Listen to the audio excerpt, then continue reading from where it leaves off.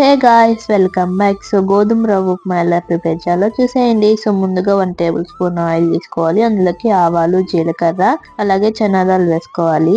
ఆ తర్వాత 1 onion, 2 green chillies, curry leaves వేసేసుకొని 4 to 5 మినిట్స్ బాగా ఫ్రై చేయాలి. సో ఆ తర్వాత 2 టమాటోస్ తీసుకోవాలి. సో అది వేసేసి బాగా టమాటో మ్యాష్ అయ్యేంత వరకు బాగా ఫ్రై చేసుకోవాలి. సో టమాటా బాగా మ్యాష్ అయిన తర్వాత ఒక కప్పుతో గోధుమ రవ్వ తీసుకున్నాము.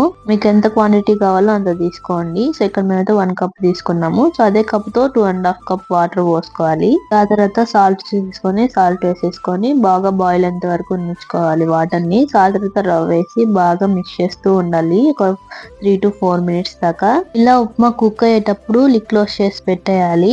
ఒక 5 మినిట్స్ తర్వాత తీసి చూస్తే ఇలా బాగా కుక్ అయిపోతుంది అనమాట. సో ఇంకా మీరు స్టవ్ ఆఫ్ చేసుకొని సర్వ్ చేసుకొని తినేయచ్చు. సో ఉప్మాలకి చట్నీ కాంబినేషన్ బాగుంటుంది. That's it for today. Follow for more.